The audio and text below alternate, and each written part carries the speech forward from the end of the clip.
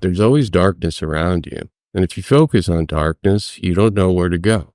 But if you direct yourself at the light, there it is. It's right there. Where in Cold War II, we just didn't notice it. And some people still haven't noticed it. And the reason that I make that case is that really since 1991, we had an interwar period. Now, Cold War I and Cold War II aren't the same. World War I and World War II weren't the same, but they were similar enough for the numbering to make sense. Cold War II represents a new version of Cold War in which China takes the lead role from what was the Soviet Union. And that, I think, has been building since Xi Jinping became the Chinese leader.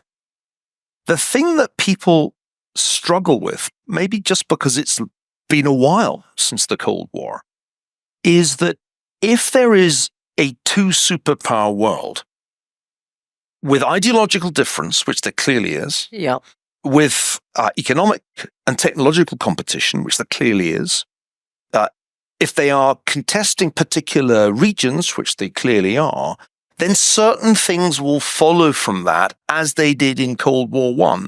For example, there will be multiple regions and there will be alliances that will form around the superpowers. So when you mention the crises of our time, Ukraine, Israel, and the Palestinians, and you could also mention the question mark that hangs over Taiwan or the South China Sea, you've got to realize that they're connected. They're connected because over time, China and Russia and Iran and North Korea have begun to work together to coordinate their actions. Post-World War II, we came to the conclusion that we had a superpower. Superpower was the atomic bomb. Now, at a press of a button, we can eliminate an entire country. So what did we do? We created a fragile system. We expanded the supply chain all over the world. Each country is very good at a specific task, and we introduced global trade. This trend of globalism was post-World War II, and it continues today. Now that the system's breaking down, we're seeing more trends of nationalizing. And what needs to happen is we need to bridge these gaps. By bridging these gaps, we can still conduct global trade. And at the moment, we are in a trust deficit. The entire world does not trust each other. And that is where trustless technologies come into play. Because the trend of nationalism can continue. You can create your own walled garden with all the infrastructure ready for a country to succeed, but on a global scale, you need trustless ledgers. And some countries will take the route of using this technology for bad, some will take it for good, but on a global scale, it needs to be open, public, and accessible to everybody. Great economic powers, including the G7, are in fact on the list and need growth going forward. All of us are staring down a growth dilemma. Whether we solve it or not, it's a significant economic fork in the road for our countries. Today, the G7 average debt to GDP is 129%. No matter how much we tax, how much we cut or reduce that debt, it will not be enough. The only way we can achieve this future of growth is by truly growing out of it.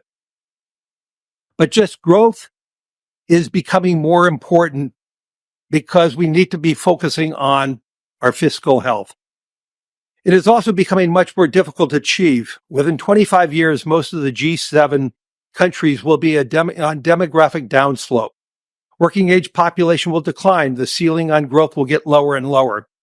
This is why building new infrastructure is critical, especially through public-private partnerships. Infrastructure investments is a counterforce to the high-debt, low-growth economies.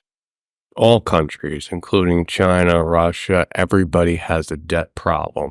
The way to get out of the debt problem is either to default on the debt, or Larry Fink is saying that we need to create more products, more services. We have to increase GDP by exponents to match the debt load. You see, debt isn't necessarily a bad thing. It's a bad thing when it's imbalanced with the amount of gross domestic product. You see, all industries are behind closed walls. So when you open those walls and allow everyone to participate in these different marketplaces, when the internet was first built, there was never a monetization element. Therefore, advertisers fulfilled that role. Over the years, there's something called data brokerages that came onto the scene. What they do is they track and trace IP addresses, and they link all of your search queries to your IP address, then sell to the highest bidder. Now, data brokerages by themselves are legal entities, and they must comply with the laws. There was legislation passed that says if you specifically ask a data brokerage to remove your data, they're required to. And this is where Incogni steps in. Incogni reaches out to every single data brokerage and says, we want Darren Moore's information removed from your database, and they cite the law. You can do this yourself, but it would take hours at a time, while Incogni is a one-button solution. So check it out at incogni.com/Darren. If you use this link, you can get up to 4 months for free by signing up to the annual plan. So check them out at incogni.com/Darren. And if you don't like it, you have a 30-day money-back guarantee. What you're going to have is huge growth because it's all capital that was never accessible to these industries. So the way to do that is with trustless technologies, with open technologies that everyone can participate and everyone can use. If you have to keep one idea of what I just said, I would have to say that none of this can be achieved without collaboration. The quest is simply too large. We need to create the conditions for this collaboration to emerge between private and public sector. The public and the private need to come together to build this infrastructure. It can't be by just one entity. So they need both sides. They need the governments and they need the businesses to come together to build this ecosystem. Now, what we've seen in other parts of the world, so Russia, China, the BRICS nations have these alliances, but China is the dominant one with this technology. And where have they taken it? They've taken it to authoritarianism. There's more control. And the G7, hopefully, will have the same principles that we once did of freedom and privacy. So China's influence is going to spread, but on a global scale, China's got to trade their goods and services with the rest of the world. The rest of the world's not going to put their critical information on a system that China controls. So there needs to be truly a decentralized technologies or technologies to bridge these gaps between all countries. Now, as this is happening locally in China, it's going to happen locally everywhere in the world, and each government gets to choose how that looks. Hopefully there's a lot of freedom involved, privacy involved. However, on a global scale, there has to be freedom. There has to be privacy. Everybody has to be a participant in a decentralized ledger where they can authenticate that this data is real. It has to be truly trustless for the world to move forward. Now, foreign ministers from some of the world's major economies are meeting in Russia. The BRICS group, as it's known, is aimed at challenging a US-dominated world order, and it was originally made up of Brazil, Russia, India, China, and South Africa. Now, from this year, the economic bloc has expanded to include 5 new full members. Yulia Shapovalov is joining us now from Nizhny Novgorod. So what's been said so far, and what are the main issues for the BRICS members? Speaking about a new world order, which would take time to establish, but the role of BRICS in solving global problems would increase, of course, and their role, the role of BRICS countries are growing. The BRICS coalition is a reaction to the United States by the United States over-sanctioning, over-policing the world in an economic sense. BRICS nations have joined together to try to create a trade group between everybody excluding the United States. So we're seeing division happening in the world, and this is historically a pattern. You've seen this in World War II, Vietnam. Every war, there's some type of huge division in the world. And today we're seeing that with the BRICS nations. So how are we going to solve these problems? there's going to be another Bretton Woods moment where DLT technologies will be a foundational movement because it opens up the door, it opens up these systems. Instead of closed systems that the banks control, you open it up to everybody. Everybody could participate. Everybody could use these technologies and prosper. When you were running the Fed, you talked about debt and deficits all the time, and you encouraged Congress to try to bring those things down. Right. We are now at a U.S. budget deficit has reached $1.2 trillion. It has not come down. It has actually only gone up. What are you doing? Well, it has come down since the pandemic. Since the pandemic on a yes, but on a total number, we have a real challenge.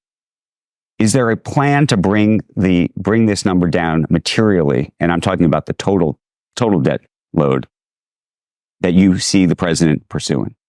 Well, I think that if the debt is stabilized relative to the size of the economy, that we're in a reasonable place.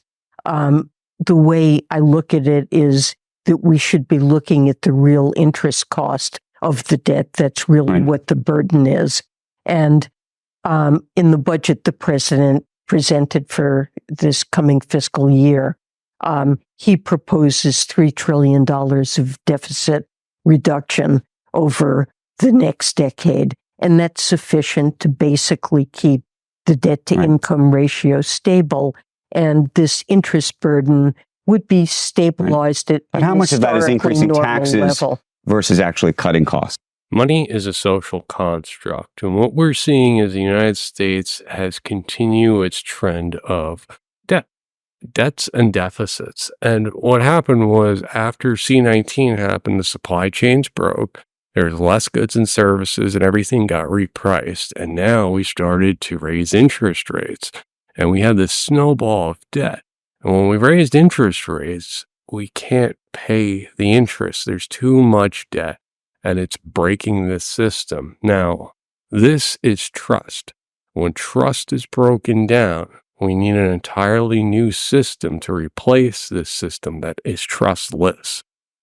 U.S. treasuries, the debt, the U.S. government, at one point, they have no choice but to break that social construct. They're going to break it and trust will evaporate. Well, it's not a wealth tax, but we have proposed and do agree with the basic concept that billionaires should be paying more taxes than they are. On their unrealized income? Well, yes, because these unrealized capital gains are an enormous source of income for people, and often they escape taxation completely, even at death, due to step-up of basis. And so, yes, I believe that is a source of income. If you could fix the step-up of basis issue and some of the other issues around these things, would you be an advocate of taxing unrealized gains? Because there's always a question about how the mechanics of doing it, the practicality of doing it. So there is that issue. We have a concrete proposal to do it that we put forward. It would apply to individuals with wealth over $100 million. And if people had their wealth in illiquid forms, they wouldn't be required to sell those assets. They could wait till to death or to later on when the assets are sold. So there are practical issues, but I think they can be addressed, and we tried to do it. Right. So we are definitely in favor of higher taxes on billionaires, and we have a proposal. So I just don't think we need a whole global negotiation to accomplish this. Think of markets as capital formation. When you take your money and you invest it, you're creating opportunities for others. You're creating jobs and industry for everybody in the world. What Janet Yellen's saying is that she's going to take a big chunk of those resources that are going to create jobs and create GDP. She's going to tax that. They're going to tax huge chunks of this, and multi-billionaires can move anywhere. They can move to other countries that have more favorable tax regulations. So What she's saying is she's going to push everybody that has a ton of resources to create new jobs and do great things. She's going to push them out of the United States. She's going to destroy capital formation. And that is how we evolve. That's how we get better. And when you take that out of the equation, how does this flourish?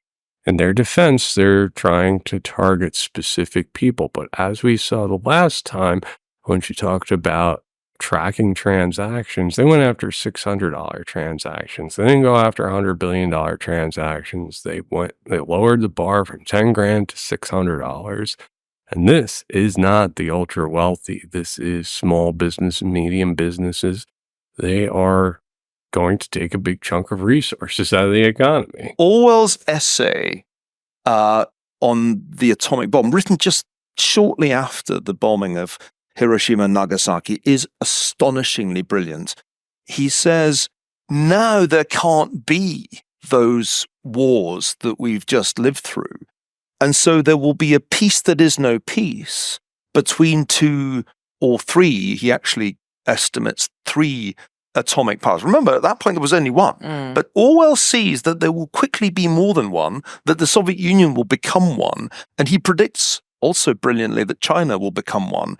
And he says, in this world where you can't have full-scale war because it's too catastrophic, you will have something that is not really peace either, where he also argues the regimes will become increasingly totalitarian. And this, of course, is a sketch for 1984. It's all there in that one article. So I think you got to go back and remind yourself what the early Cold War was like, because we're kind of in the early Cold War now.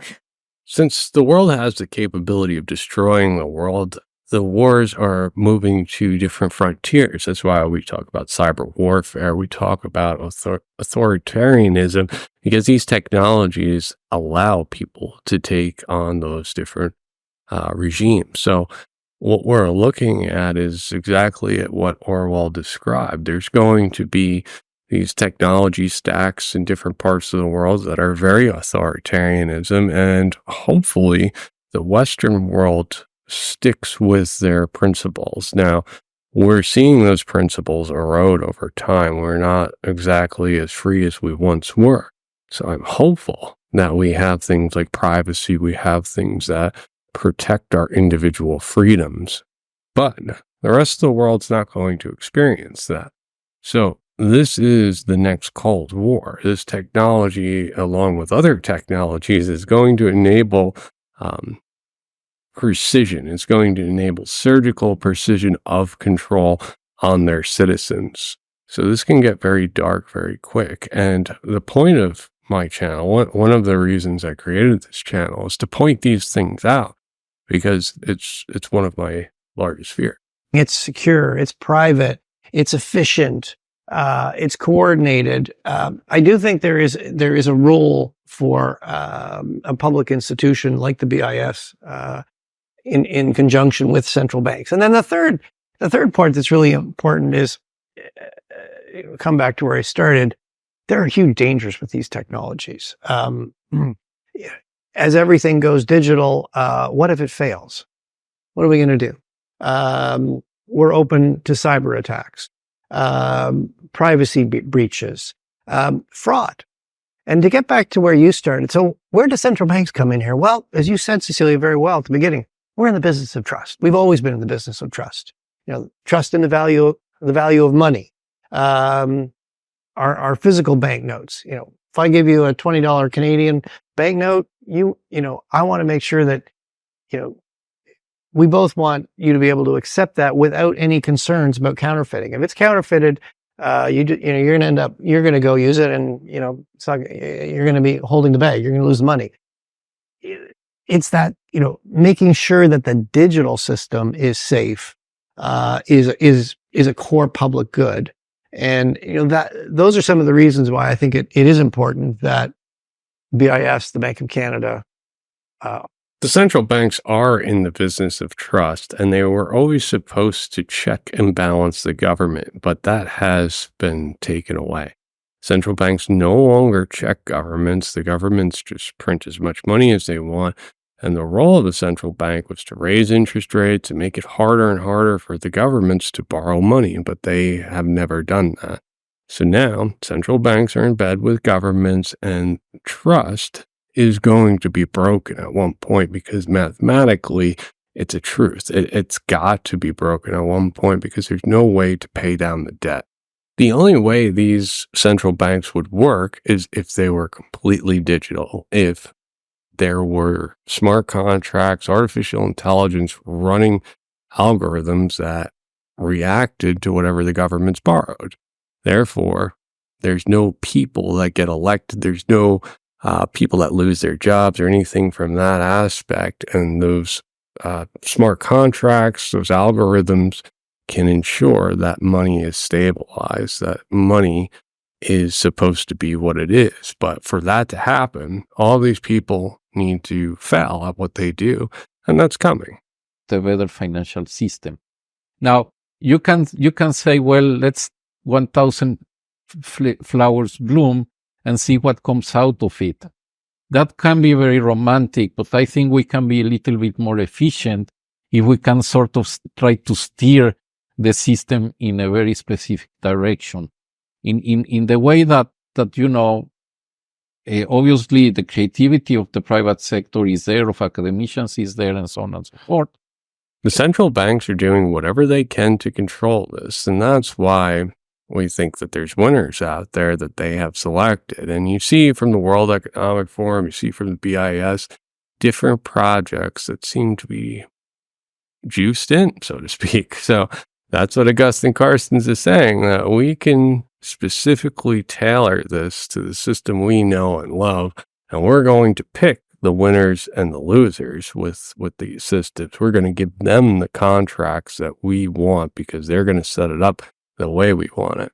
And, not to get personal on this, but I built my career as a Democrat first, pro-innovation, pro-consumer protection. And I came to Ripple just shy of 9 months ago. And when I came here, I really had to kick the tires. I had to do the due diligence. Why would someone with my background want to go into crypto after the things that we have seen, right? And I believed in the founder's vision. I believed in the mission of the company, and I saw the value of the innovation and the technology. And I said, I see what this is today.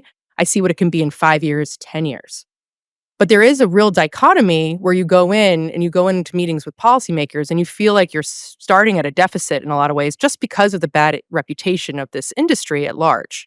And I think, just Lauren Believe worked for the Obama administration and now works in the world of crypto. So Augustine Carstens is telling you that they're picking winners and losers. So this person that worked right underneath the Obama administration is now working for Ripple, trying to push regulations in a favorable direction for Ripple and other projects like Ripple.